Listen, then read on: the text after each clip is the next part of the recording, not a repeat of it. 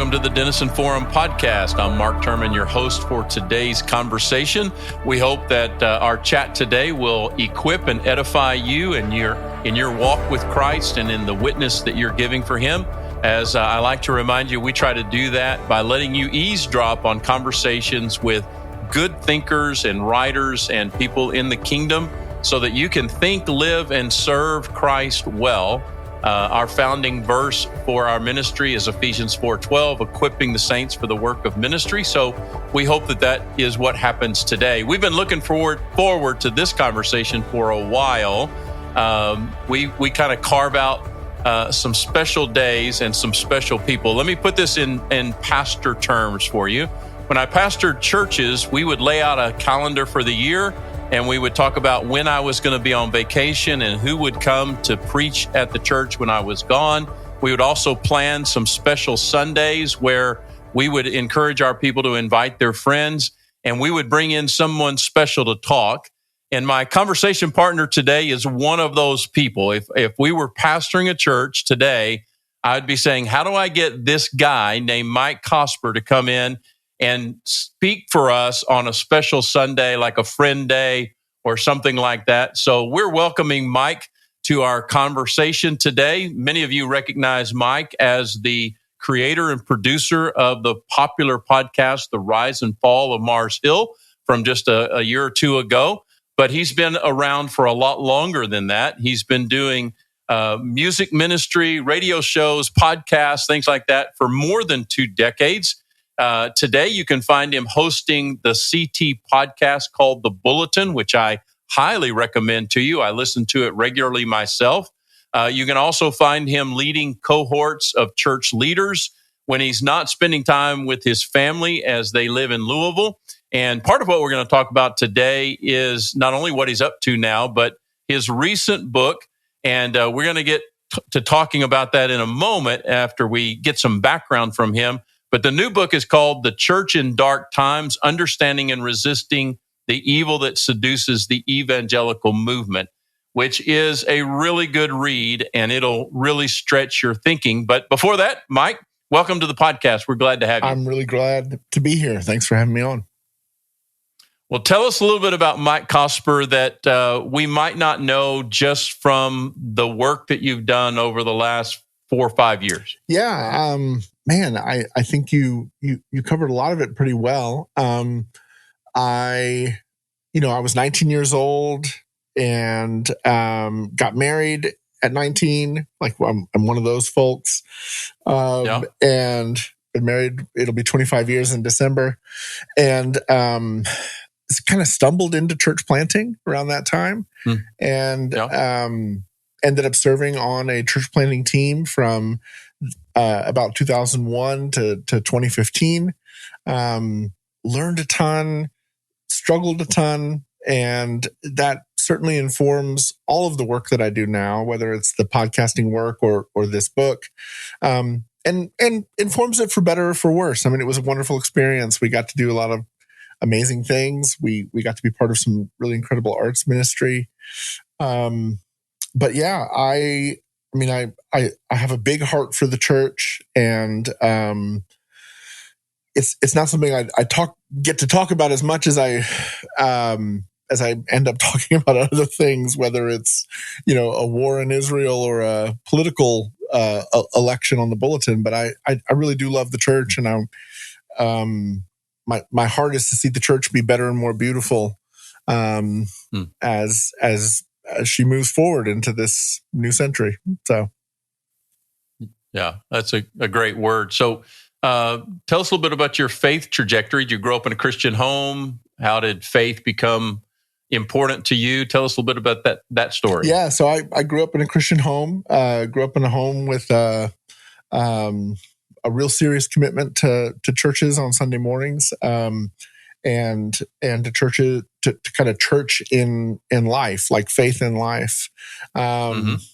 It's actually kind of a funny story, like the fact that I'm the guy that told this story about Mars Hill and kind of the contemporary American megachurch.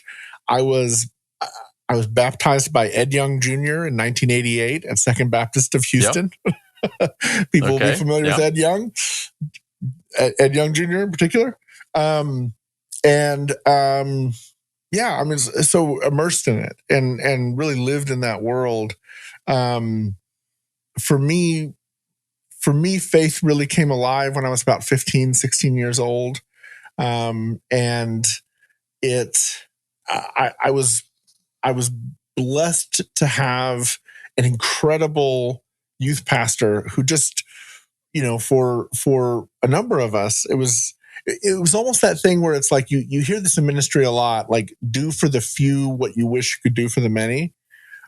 My youth minister was one of those people who there were a handful of us that he identified some leadership gifts in, and that was kind of the way he poured his life out for us. It's a guy named Jim Vile. He's still in ministry here in the Louisville area. And man, it was transformative. And I thank God for him all the time. Yeah, that's awesome. So, that's a good segue, I guess, into talking about really the story that comes before the story of this most recent book you wrote. But I was asking around, like I said, I work with about 35 people on our immediate team, and I was asking some of them, okay, I get to talk to Mike Cosper. What would you ask him? And there was no shortage of questions. But one of those questions is, can you kind of give some flesh to the idea of what was it that prompted you to go toward the Mars Hill story? Yeah. What was it that triggered, okay, I'm going to go dig into this? And it almost feels like it kind of became lightning in a bottle on a scale that maybe wasn't anticipated.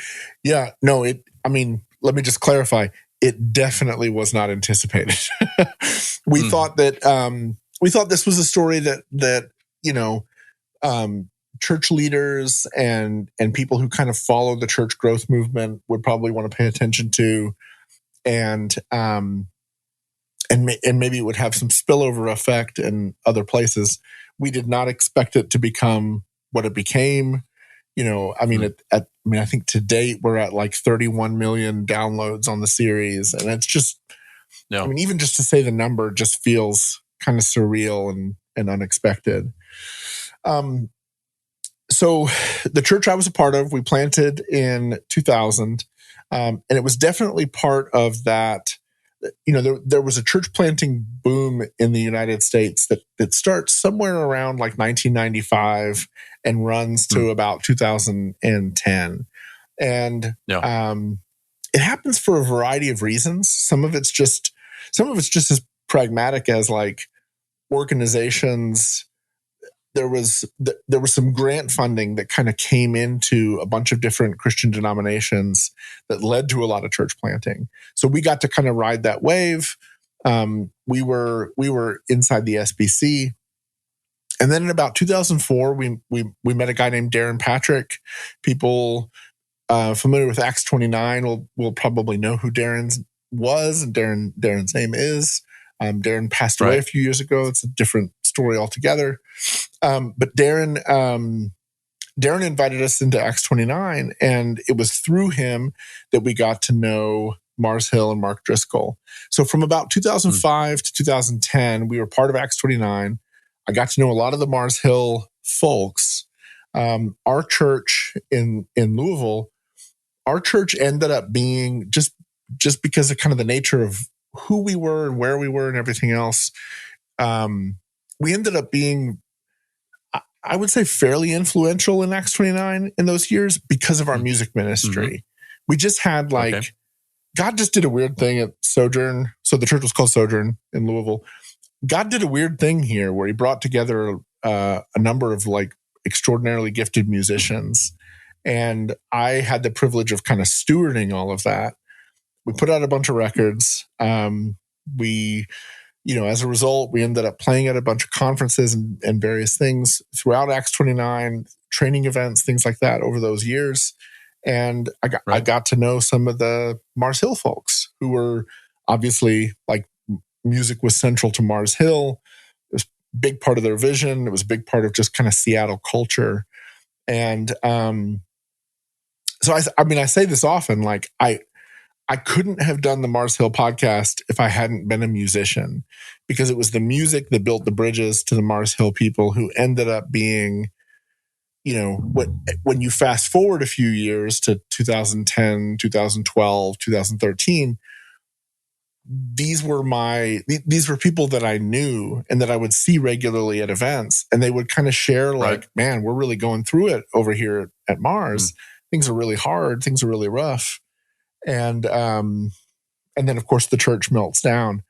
My own church goes through a pretty significant crisis in 2016, 17, 18. And by then I had left ministry. I was still a member at the church, but still connected to it. And, it dawned on me around that time, like, man, it really feels like so many of the churches that we were connected to and serving and part of, and et cetera, like we've all gone through these similar stories with these leadership issues, extraordinary growth, difficulty and splintering. I really want to understand what happened. And so in one sense, the Mars Hill podcast was an effort to kind of understand what had happened at my own church, just by sort of unpacking the patterns at another church. And then this book, The Church in Dark Times, came about because in the midst of trying to understand the Mars Hill phenomenon, these larger themes emerged that connected to some bigger ideas that I think are really significant to where we are as a culture. Yeah, and I want to get to those ideas in just a second. Have you been able to frame, Mike, how maybe your perspective and your ministry today has kind of changed since you did the work on the Mars Hill podcast? Yeah, man, interesting question. Once I really sort of went all in on journalism, I stepped away from sort of frontlines church ministry. And in part, I did that because there's just, it often felt like there was sort of this conflict of interest of like, what's necessary in order to be able to kind of do the journalistic work of showing up every day and, speaking honestly and truthfully about what's happening in the church around the country. And at the same time, it's good for pastors to have like an abiding loyalty to their communities and to want to sort of focus on them thriving. So it profoundly changed ministry in that sense, in that I just sort of stepped away from frontlines ministry at that point. I mean, I do think there's some truth to the fact that like once you're a pastor, you're kind of always a pastor. Like people, for better or for worse. You just kind of learn to talk to people in a certain way and listen to people in a certain way. And I mean, I think being a pastor made me a better journalist for sure. But it also means that you just often find yourself in situations where people are kind of talking to you about the hardest things they've ever been through. And you have to know how to listen and care for them in the midst of that.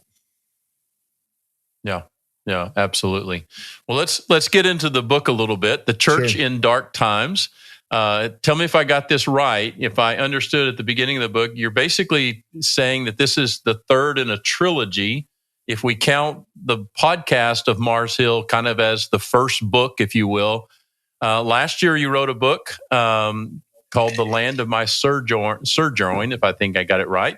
That, if I understand that, haven't read that book, but understand that kind of is your own personal story of both your own church planting ministry experience and other things that kind of was your journey kind of through a valley and then back out of that valley. And now this is the third installment of this conversation, if you will, that has become kind of a pretty long, extended conversation. Am I getting that right in some way? Yeah, absolutely. If the catalyst for this, I mean, I think it's fair to say this, like the catalyst for this for me was my own ministry experience, which was in some ways like the greatest experience of my life and at times kind of the worst experience. because I just found so many, I just encountered so many moments of like wounding and difficulty and moral complexity. And so what The Land of My Sojourn is about is kind of the personal journey of waking up one day, looking from the outside in on my own church and ministry and going, how did I end up here? And how did this happen? And I think that's a personal journey that'll resonate with a lot of people who are sort of tempted to deconstruction and all that. And then the Church in Dark Times is pulling the lens much, much, much further back. I mean, I think we go all the way back to like Galileo at the sort of early chapters of the book to try and say like, hey, historically, how did the church end up in this place where there's a unique pattern in our historical moment to kind of malform the church in ways that makes it capable of doing really harmful things. The holiday rush often leaves us feeling overwhelmed, but peace is still within reach. The Perfect Christmas, Janet Denison's devotional book, will help you discover peace this season. Through 25 daily reflections, it'll lead you back to the heart of Christmas and remind you of the peace that only Jesus can provide. We'll send you this devotional book to thank you for your donation to provide biblical insight through this podcast and other resources so that you and others can discern the news differently. So head over to supportdf.org today to give and get your copy of The Perfect Christmas. That's supportdf.org. You can also find the link in today's show notes. We hope that you'll embrace the peace Christ offers this Christmas. Get The Perfect Christmas devotional book today.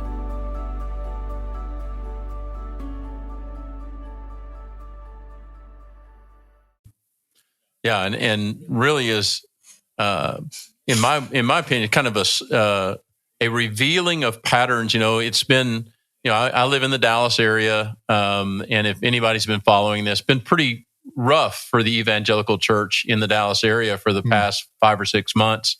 Big iconic pastors of well-known ministries. I think we're up to somewhere around 7 or 8 that have had major problems, scandal in some really big ways. But your book kind of starts to give some handles about, as I heard somebody say just a few weeks ago, why does this keep happening? Yeah. What are the dynamics that seem to just keep replicating themselves in different churches that are both similar and unique in various ways? But you take us on a journey, and here's part of where you can help me and our listeners in a big way, I think. All of us hopefully have at least a handful, 2 or 3 anyway, of teachers that really help us and become very important to us. They shape us in profound ways. And early on in the book, you call out a thinker by the name of Hannah Arendt, as you call her, your conversation partner in the book. She was new to me, and she may be new to a number of our listeners. So explain a little bit about who Arendt. You can say it better than I can. Explain a little bit who Hannah is in this book, and how she has been significant in your life. Yeah, she's been massively significant in my life. So Arendt was a philosophy student in Germany in the 1930s. She was Jewish. She was born to kind of a secular Jewish family, but still very sort of ethnically and culturally Jewish in many ways.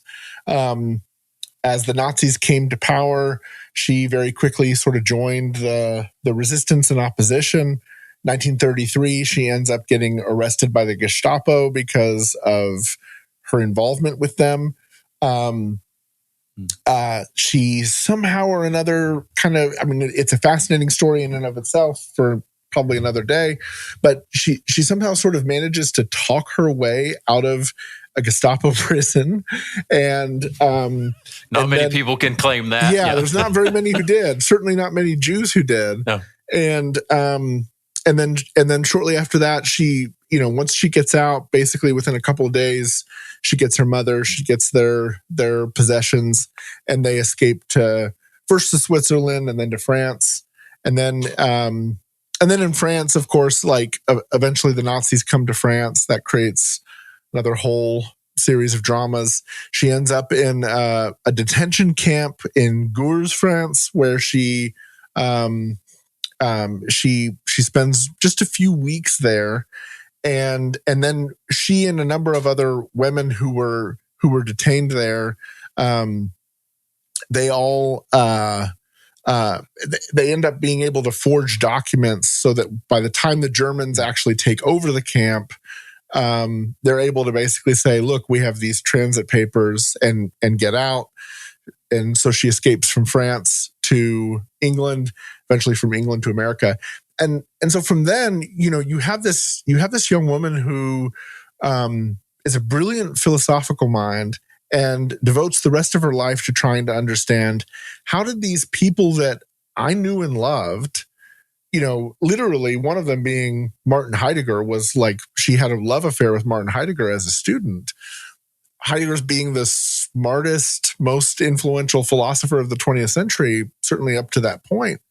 How did these people compromise their morals and ethics in such a way that they became Nazis? And so you can kind of pull back and see this larger question that she is wrestling with, which is, you could kind of frame it as, how do good people get drawn into these systems that create so much harm and so much damage? Early in her life, she or sort of early in her processing of all of this, in 1950, when she publishes a book, she publishes this theory of, she sort of recapitulates this theory of radical evil, which came from another philosopher the century before. And it's like, man, there's just this way that this certain kind of evil sort of corrupts and takes over everything that you see. But then about a decade after she publishes that book, she is invited by the New Yorker to cover the trial of Adolf Eichmann in Jerusalem. And Eichmann was one of the primary architects of the final solution. This was the guy that basically, when people make the comment about the Germans made the trains run on time, like, Eichmann was the guy that literally made the trains run on time.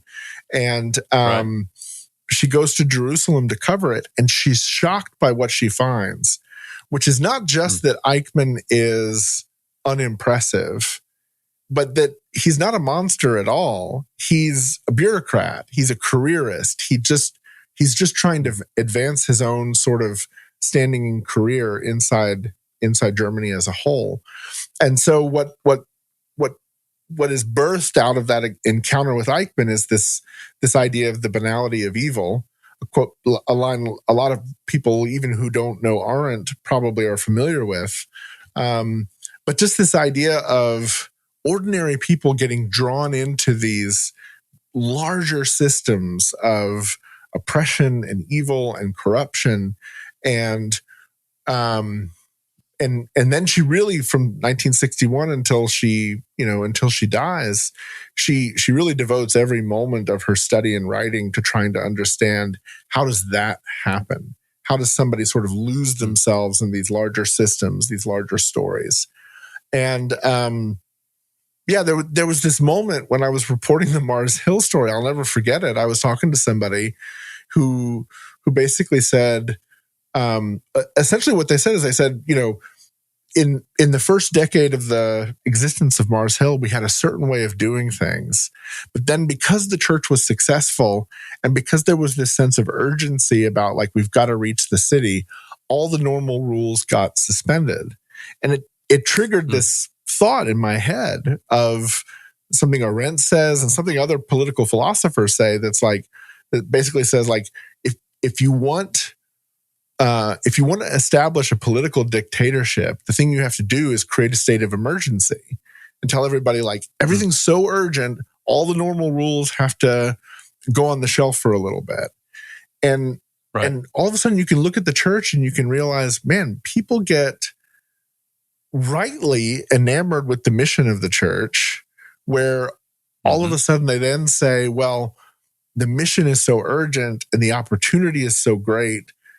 Let's set the normal rules of accountability or governance or polity. Let's set all those on the shelf and do everything we can to kind of streamline things so that the leader can lead us forward.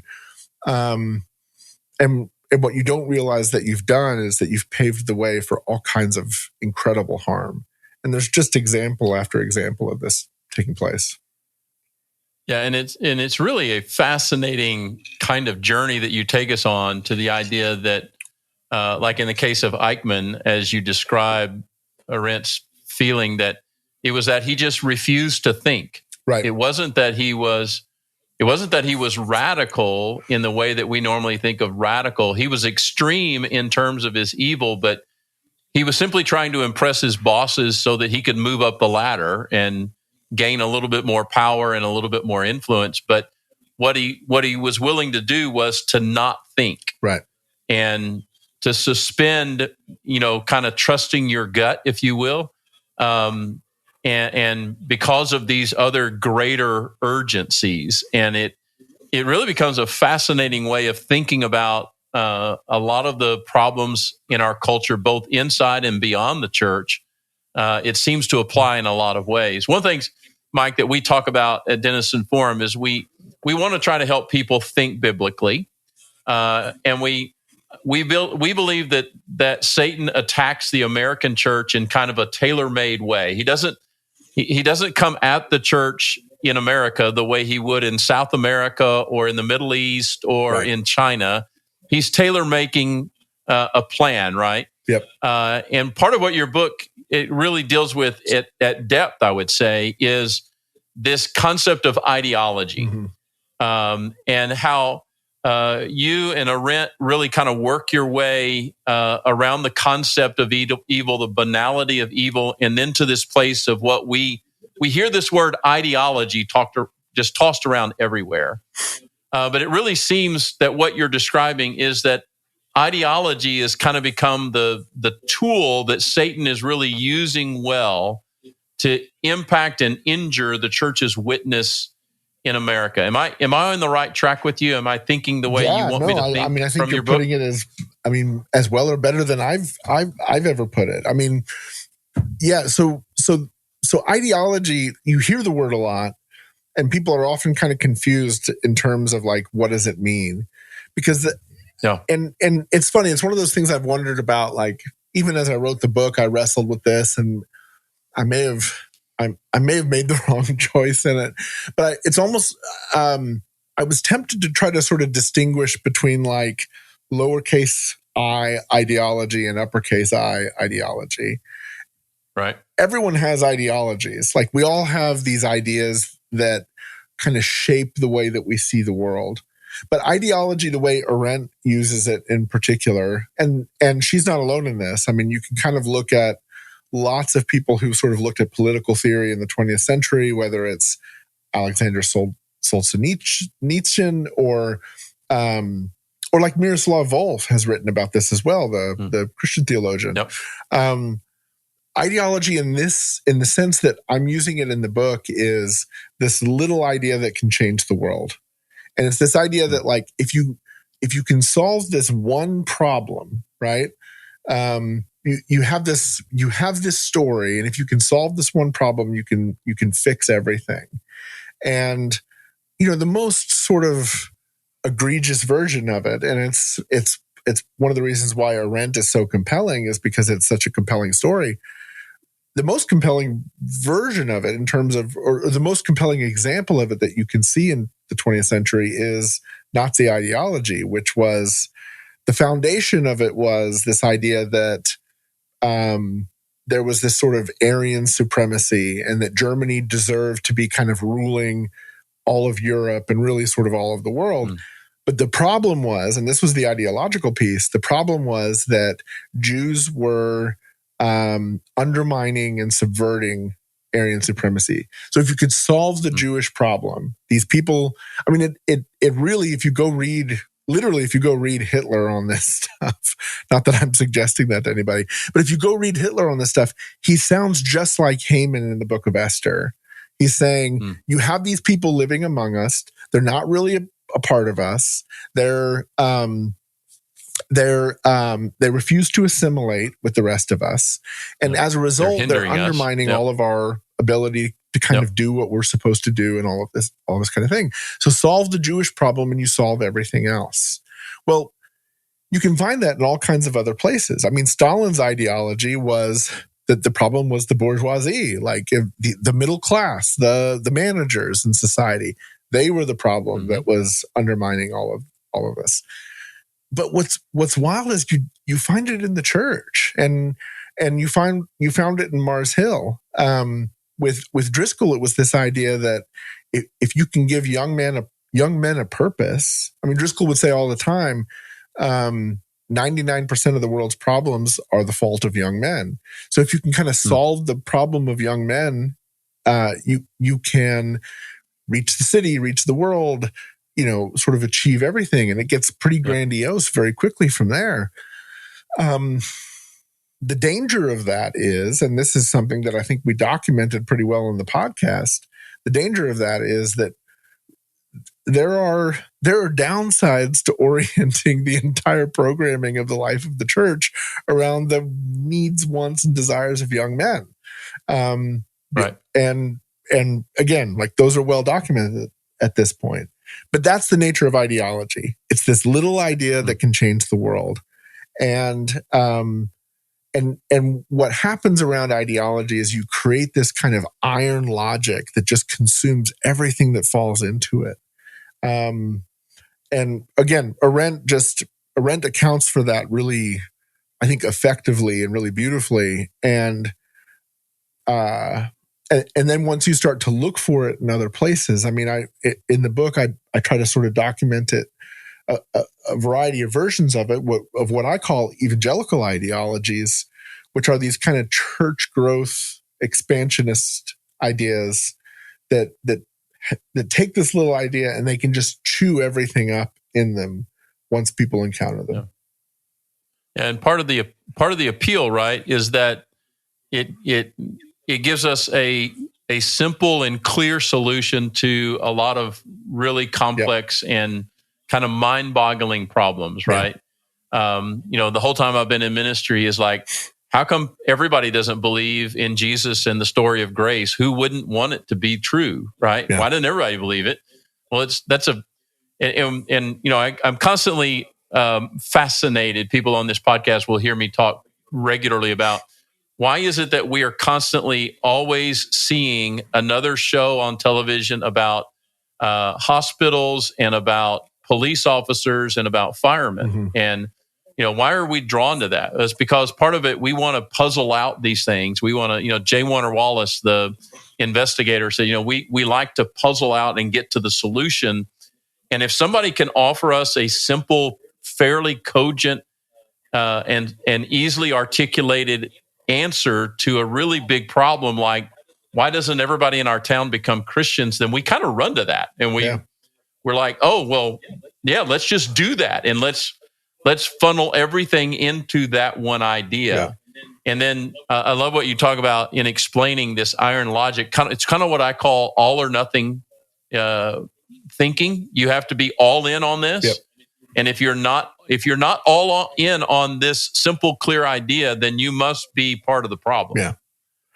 Is that the way to think about iron logic as you explain it? For sure. I mean, I think the language Arendt uses even is this idea of a key to history, right? It's this little idea that sort of unlocks everything else, and it feels very convenient. I mean, unfortunately, I hate to use it as an example, but it's just so prevalent in terms of where we are right now. But it's kind of the way anti-Semitism still works in our culture, which is like once you lock in on this idea that there's a secret cabal of people who behind the scenes are controlling everything, and they're controlling it for their interests and against yours, it becomes very easy to sort of look at like all the ways that the economy has gone wrong, or politics have gone wrong, or the media feels like it's moving against you. That lens is, it's almost hypnotic in its compelling nature. Well, then translate that into the church. If you're Bill Hybels shows up and says, the problem with the church is that it doesn't have a real culture of entrepreneurship and leadership. And if we can just solve that one problem, then we can really reach the world. And so everything becomes about entrepreneurship and leadership. You build this whole church around that culture. And then any objections to the way Bill sort of led and initiated, and certainly had, allegedly anyway, allegedly had like serious character flaws and everything else.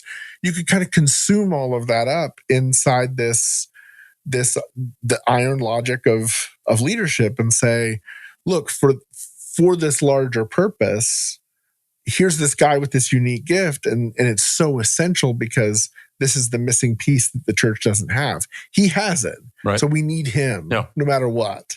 Yeah. And it justifies all kinds of bad behavior.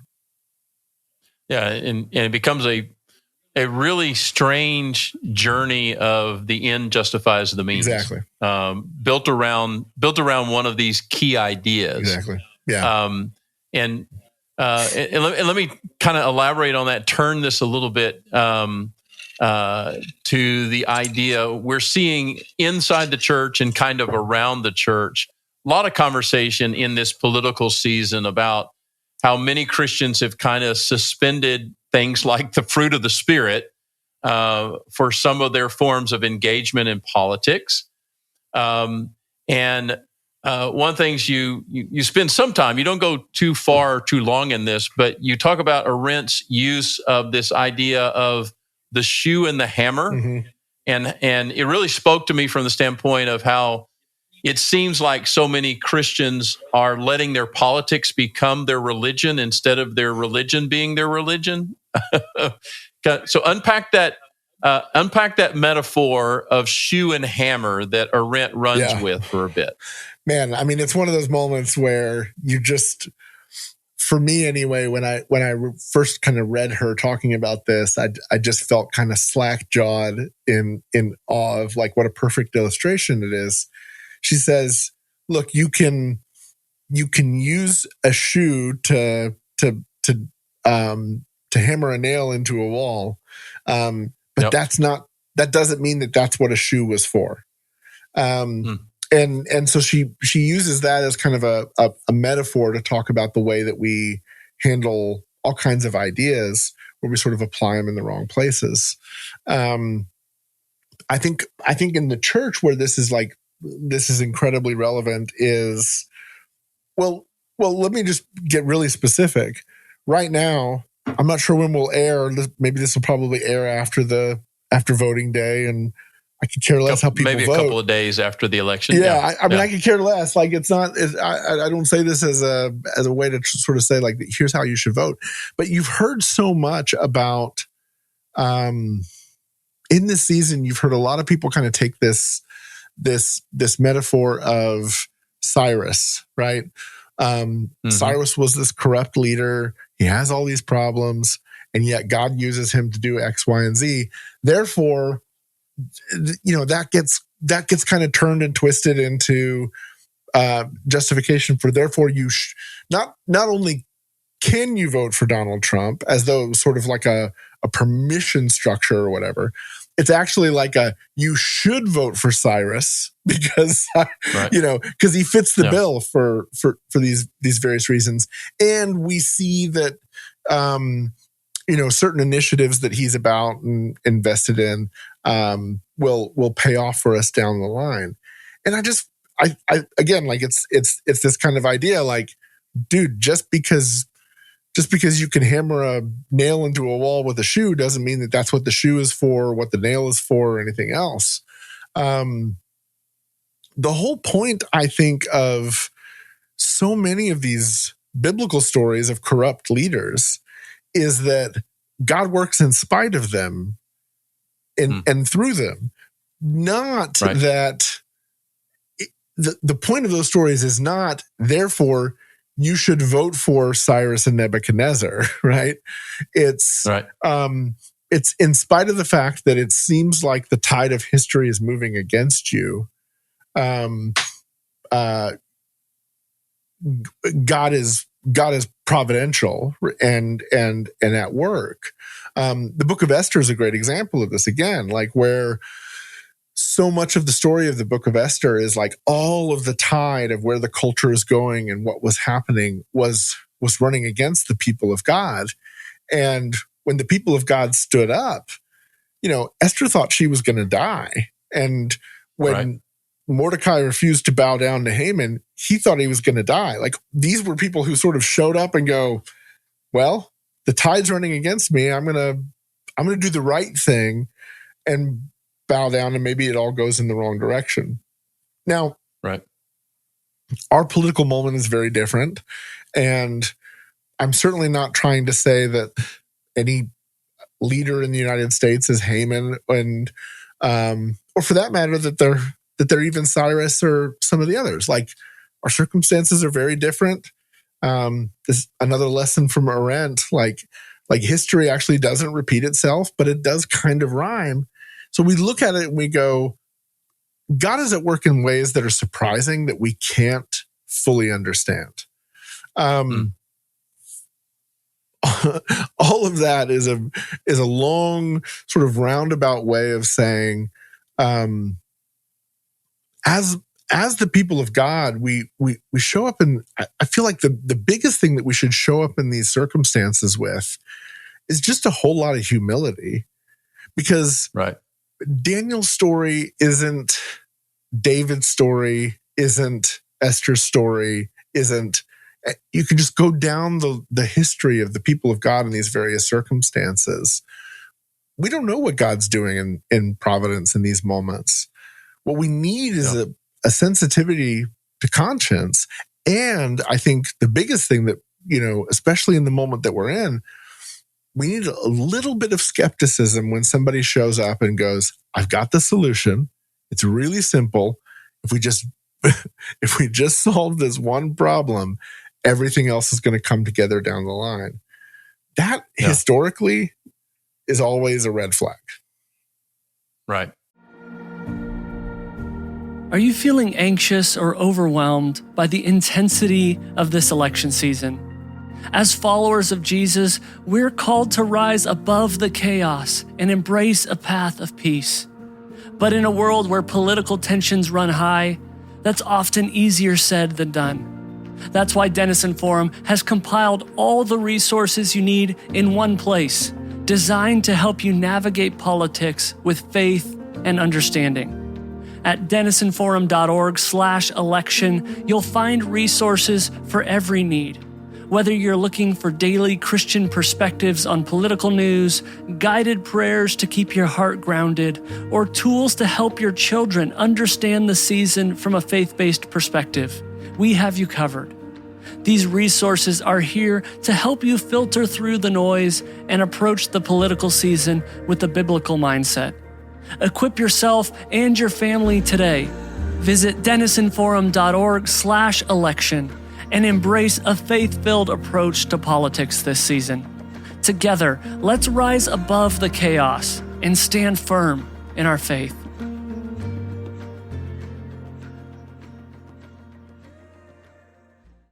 Yeah, and when it comes to reading our Bible, right, we talk a lot at Denison Forum about the difference between reading your Bible and understanding it descriptively versus prescriptively. Yeah. There's a relatively small number of things that are prescriptive, and they're really important to God, and He makes them very clear. But He also gives us a lot of descriptive stories that are, as you said, to remind us that He is always there, always at work at a scale way beyond our comprehension, and always ultimately achieving His good ends, but often in very surprising ways. As you were talking about that, I was just thinking I got to visit Wittenberg, Germany, where basically the Reformation was ignited in a very big way. And I got to hear all the stories of Martin Luther on this 1 mile of cobblestone street, right? It's an amazing story of what happens 500 years ago. But as one of the teachers was explaining, you have to wonder what John Huss was thinking, because he was articulating many of the same things that Luther went to bat about, but he got burned at the stake. Right. And you have to wonder if there was a conversation in heaven between Jesus and John Huss going, what was it, Lord? Was I just not born in the right time? Or, anyway, it's very important that you don't read the Old Testament and see that David and Saul had more wives than we could count, and therefore it's okay for us to go have a bunch of wives. We don't read the Bible that way, and we shouldn't read it prescriptively in a microcosm. That will lead us into trouble. Add on to that, let's go one step further in that, because you talk a little bit about how there are accelerators when you get into these ideological journeys that can become idolatry. There's accelerators, things like celebrity and energy, momentum, and even rage. Talk about how those things become accelerators in this process. Yeah. So part of the background to this that I think is really important is, I talk about this in a lot of detail in the book, but to put it briefly, we live in a time where people don't have the same kinds of roots that they had even, a century ago or more. We don't have the roots that we once had in terms of like our identity as like part of a community, part of a spiritual community, part of a, even things like, 2 centuries ago, you were kind of born into a vocation. It was like if your dad was a baker, you were probably going to be a baker, all that kind of stuff. So we have this, the benefit of that is all that we kind of know and love about Western society, in the sense that like you can pull yourself up from your bootstraps, and just because you were born into poverty doesn't mean that you're going to die in poverty and all of that. Like you have all this opportunity, but the mirror image of that is that we all have this sense of anxiety of, well, what exactly am I supposed to do with my life? Like, what's my vocation? Who am I going to marry? Where am I going to live? What do I believe ultimately about all of these things?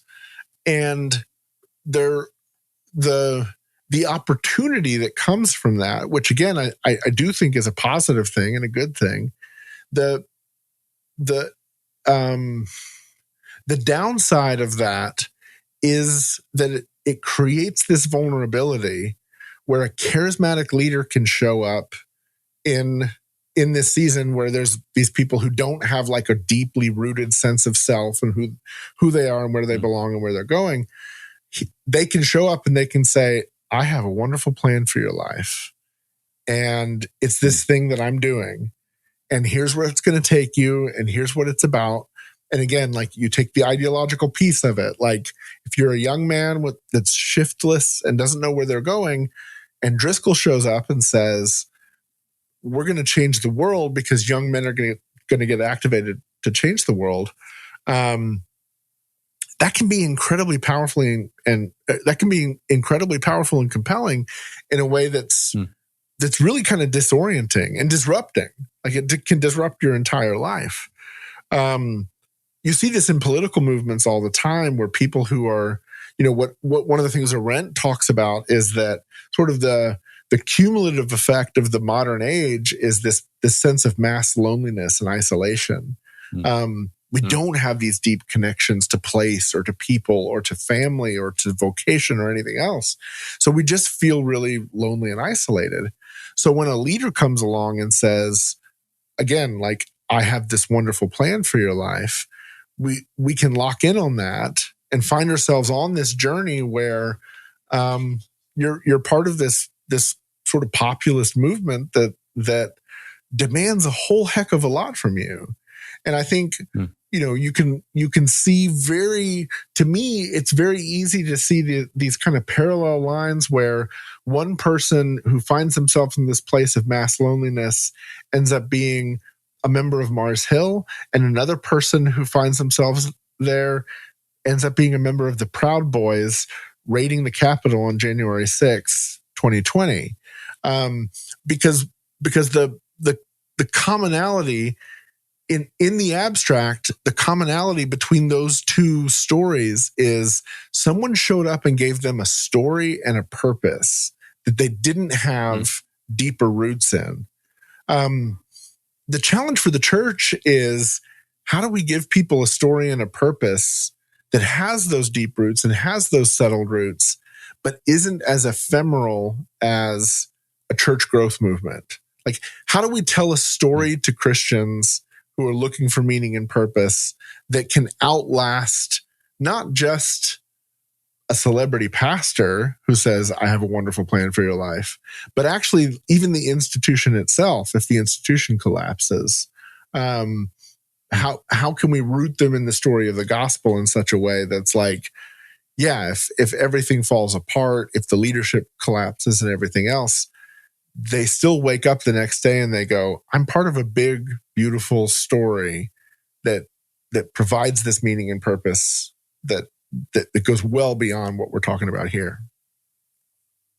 Yeah, and really points to what we know the Bible teaches us, which is we do have a deep longing for meaning. Yeah. And we have been created for a really profound and eternal purpose, which is to know Christ and to walk with him. I keep coming back the last few years to John 17:3, where Jesus is praying and he says, this is what eternal life, the best life you could imagine is. It's knowing the Father and knowing me.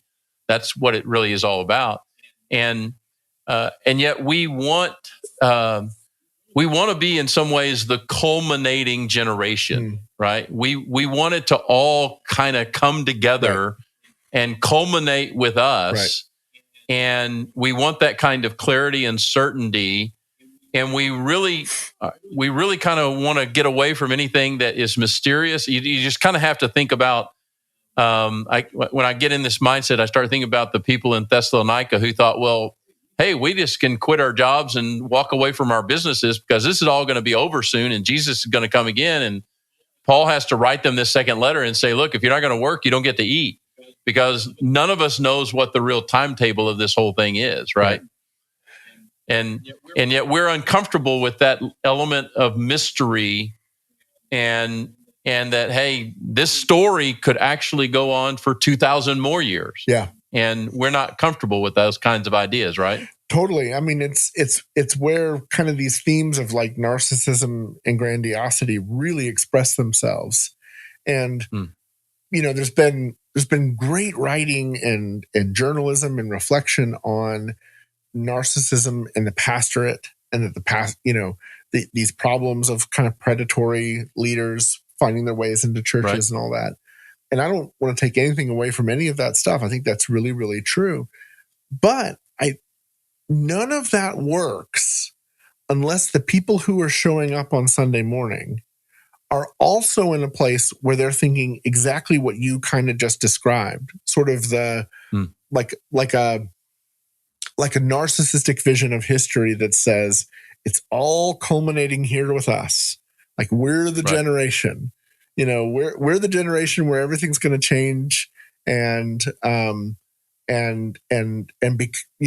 essentially, like, if you want to be really brutal about it, what they're actually thinking is, because of us, everything's going to be different from here forward. That's a horrible way to look at history. It's just incredibly unhealthy and distorted. And it's also like you take 5 minutes and you look at it and you go, okay, so our generation is special in a way that, like, Corrie ten Boom showing up to fight the Nazis in Holland, not her. The abolitionists a couple generations before her, not them. No. Not the Reformation guys. 500 years ago. It's us. It's here, and it just it just really makes you want to sort of call into question, like, man, what is it about our world that makes us want to feel like we're sort of the hinge of history? And I think some of that's just sort of human nature. Like, we want to feel like we matter and we have some significance. But at the same time, I mean, I think it was Count Zinzendorf that had this famous phrase where he said, the motto of the Christian missionary should be preach the gospel, die, and be forgotten. There's a comfort in that. Like, man, I'm part of a bigger story that I can get lost in and feel great about. That's okay. Yeah. And to know that, you know what? I mean, and like you said, I think it's human nature to say, well, we want the world to be better because we were here. Sure. Right? Sure. And hopefully it will be. But, putting all those pieces together is really God's job and not ours. Yeah. And being humble enough to let that be true. Right? Absolutely. And so, well, we got a few more minutes. So let me see if I can get just a couple of more comments out of you about a couple of questions. One of those is, you touch on this in the book, and that is the idea of authority. Authority contrasted with the idea of power. And we keep running, when we read our Bibles we run into this statement about Jesus over and over again. They heard him and he was different. He spoke and lived as one who had authority and not like others that they had experienced. Tease that out for just a minute. What's the difference between power and authority? Yeah, so I think the biggest part of it is, I mean, what I love about even just the word authority is that it connects you to a certain sense of history. The roots of the word authority come from Roman culture, come from this idea of like what mattered if you were a politician in Rome, what mattered was your ability to kind of express yourself as an author, meaning like you expressed yourself as somebody who understood the roots of the way this city came into being. And so your own sort of life and work was an expression of something that was deeper and richer and went well beyond you. The contrast to that is power, which is this ability to essentially to strong arm people who don't want to do what you have to do, or to punish them if they refuse to do what you have to do. What I love about it too is like, if someone has authority, they show up in your life and they say, I think you should do this. And because of who they are, and because of your confidence and their understanding of history or tradition or, whatever it is that they come from, like, they don't need to coerce you in any way whatsoever to do what they ask you to do. You're probably, if they truly have authority in that sense, you're going to just feel compelled to do it because of all these sort of layers in which they've already kind of operated. Power is pay this parking ticket or we're going to lock you up. Right? Like, and there's in a sense, there's no actual authority to it. Like, you're not paying your parking ticket because you really trust this person and feel like paying your parking ticket is the right thing. You're primarily paying the parking ticket because it's like, I don't want to get locked up for this, Yeah. Yep. We lose sight of that a lot in the church. And I think in this culture of celebrity and kind of twisted leadership, we've got a distorted understanding of leadership in such a way that, like, we've lost sight of these, like, what is it that makes you an authority?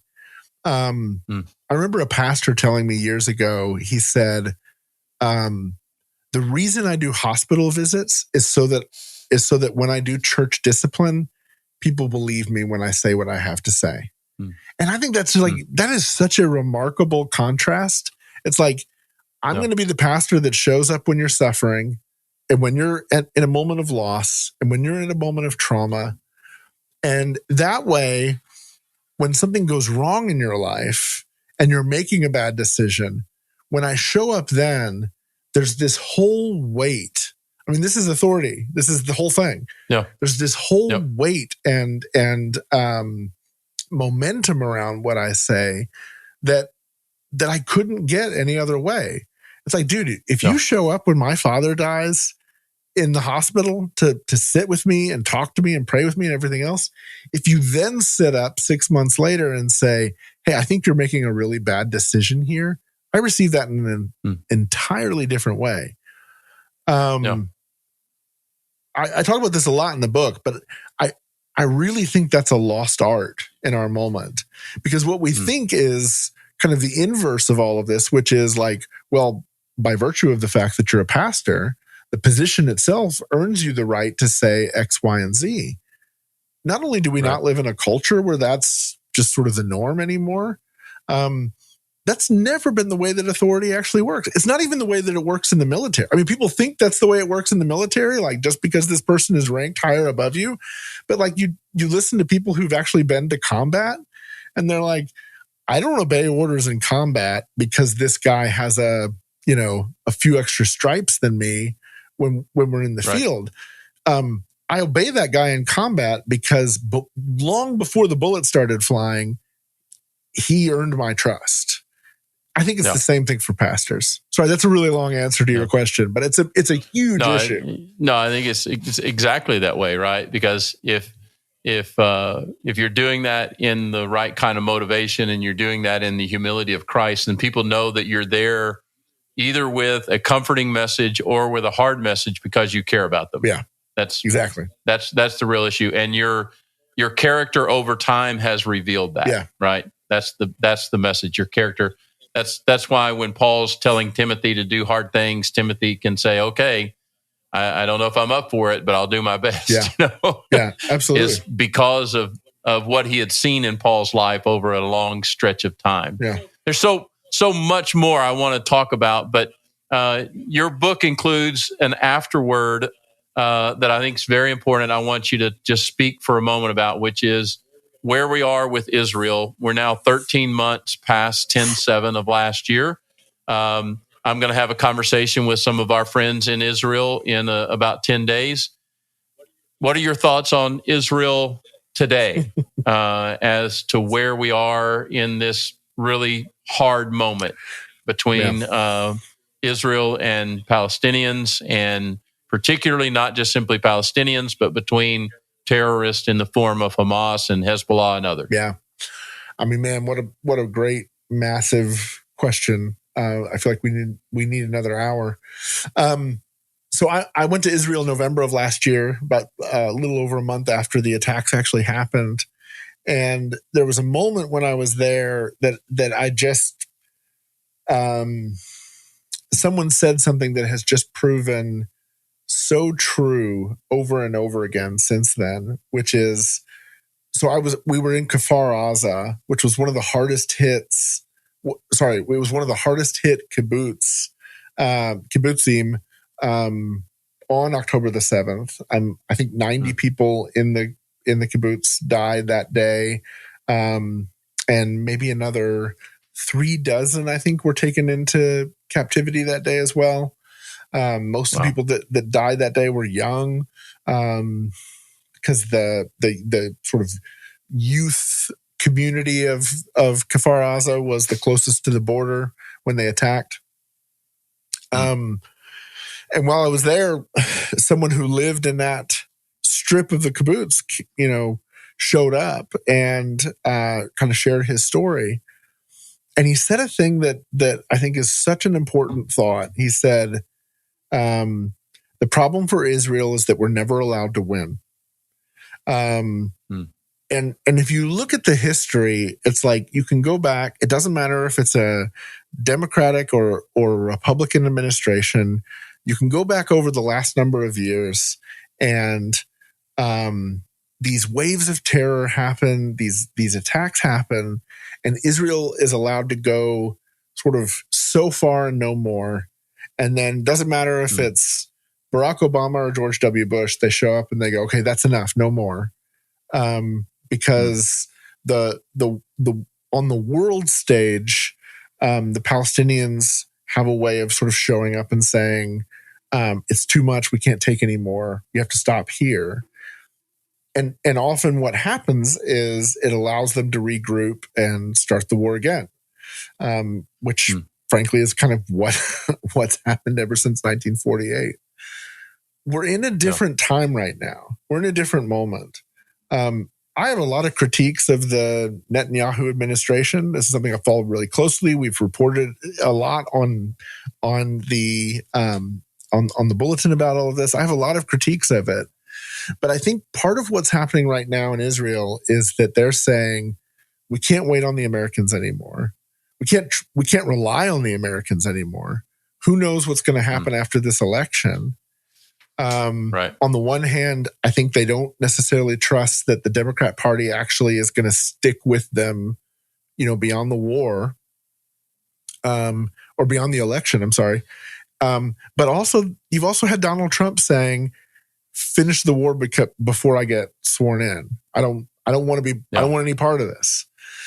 So on both ends, I think they're looking at it going, we can't trust the Americans anymore. The UN is coming after us. And so they're just like, let's finish this thing. And they've gotten really aggressive really fast. I think the Gaza war is basically done. I think we're going to see them declare victory fairly shortly. Hezbollah is a lot more complicated. What Israel's done in Iran is shocking and incredible. They've really dismantled Iran's ability to hurt them. Iran says they're going to retaliate. We're talking on Halloween. Iran says they're going to retaliate. So maybe in the next couple of days, we'll see another rocket barrage. And I think if you see that, I think you're going to see Israel respond and just kind of wipe out the nuclear capability and maybe wipe out the oil fields as well. And just really, really economically and militarily cripple Iran. So all that to say, that's a long wind-up to say, I think we've had 3 or 4 decades now in the United States, where probably 5 decades now in the U.S., where we haven't won a war. Like, we haven't made the decision to do the hard work to finish a war, to take it to the place where it's done. It certainly didn't happen in Vietnam. Kind of didn't happen in Iraq. Definitely didn't happen in Afghanistan because we pulled out. Right. And I think the difference between us and Israel is that Israel can't afford to lose another war. They've got to finish the thing. And they seem determined to finish it. I actually think this could be good for the world. Like, regardless of where you are theologically on, like, what does Israel mean? And, how do we understand their place in history and all the rest? The idea that, like, the good guys that care about freedom and democracy and liberty and human rights and everything else, that the idea that they go and finish a war and beat the bad guys, that's a gift to the world. And it's a message to the world that says, like, no, we're just not going to put up with this anymore. So I think we're headed in a good place, but, the world's a weird place. Anything could happen in the next few weeks. Yeah. It's a long answer to your question. Sorry. I have a lot of opinions about this, as you can probably tell. Some really great reporting there too. You can find Mike's work on Israel as its own podcast. Give us the name of that podcast for a moment. Yeah, so we did a podcast called Promised Land, and it's a 6-part series involving my reporting on the ground while I was there. But the bulletin as well.